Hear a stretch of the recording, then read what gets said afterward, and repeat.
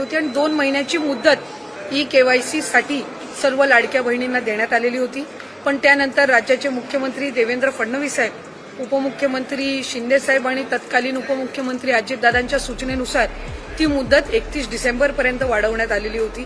त्यानंतर सुद्धा काही सूचना आल्या की ई-केवायसी करत असताना काहींनी चुकीचे ऑप्शन निवडले, काहींनी ई-केवायसी भरून सुद्धा त्यांना काही तांत्रिक बाबींमुळे त्याच्यामध्ये लाभ हा मिळत नव्हता। त्यात काही चुकीचे ई-केवायसीच्या फॉर्ममध्ये ऑप्शन त्यांनी निवडले गेल्यामुळे त्यांना पुन्हा एकदा 31 मार्चपर्यंतची मुदत देण्यात आली।